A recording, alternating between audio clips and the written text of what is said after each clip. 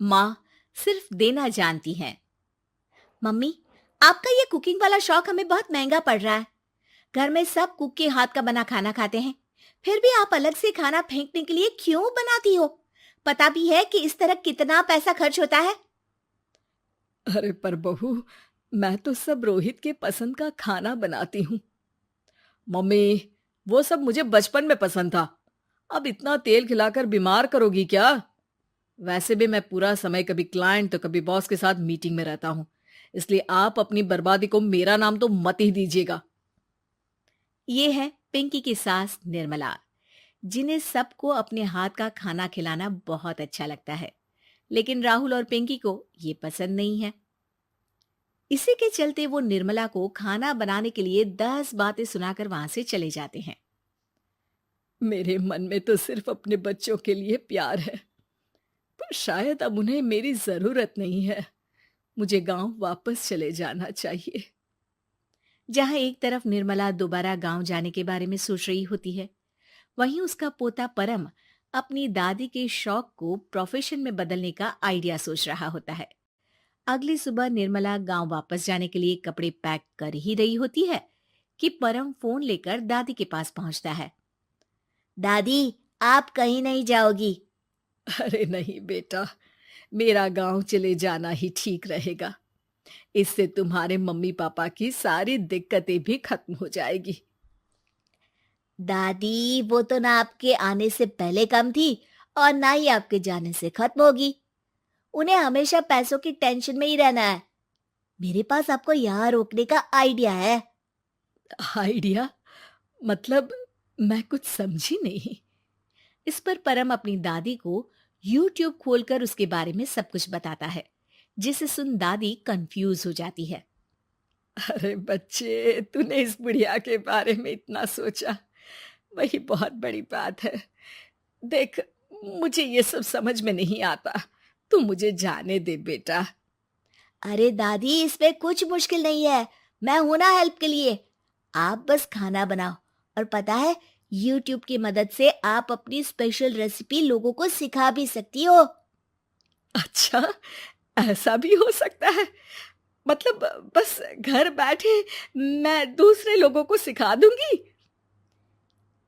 सिर्फ कुछ लोगों को नहीं, पूरी दुनिया को सिखा सकती हो, और उसके लिए आपको सिखाने के पैसे भी मिलेंगे दादी। इस पर बहुत देर तक दादी को YouTube के बारे में समझाकर आखिर में परम उन्हें कन्विंस कर ही लेता है, जिसके बाद वो गांव जाने का प्लान कैंसिल कर YouTube चैनल शुरू कर देती हैं। हमने ये शुरू तो कर दिया, पर इससे कहीं रोहित और पिंकी को दिक्कत ना हो बेटा। दादी, वो आपके बारे में नहीं सोचते तो आप क्यों उनके बारे में इतना सोच रही हो?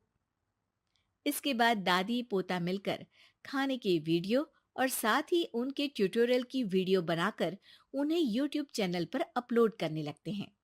सब खुशी से चल रहा होता है कि कुछ हफ्तों में ही पिंकी को इसकी खबर हो जाती है। हमारी पीठ पीछे घर में ये सब क्या चल रहा है? अरे मम्मी, आपको तो अपना टाइम पास करना है, पर उसमें मेरे बेटे का फ्यूचर क्यों खराब कर रही हो? पढ़ाई के टाइम आपके साथ किचन में लगा रहेगा तो फेल ही हो जाएगा ना। वैसे इस YouTube वाले के शौक के लिए आप जो फैंसी डिशेस बना रही हो, उसके पैसे कहाँ से आ रहे हैं? मम्मी, आपको हमेशा पैसों की चिंता ही क्यों लगी रहती है? और रही बात मेरी पढ़ाई की, तो आपसे ज्यादा दादी को उसकी चिंता है। इसीलिए मेरी पढ़ाई के बाद ही वो ये काम करती है। परम, अपनी मम्मी से बात करने का ये कौन सा तरीका है? और मम्मी ने पैसों के बारे में कुछ गलत तो नहीं पूछा?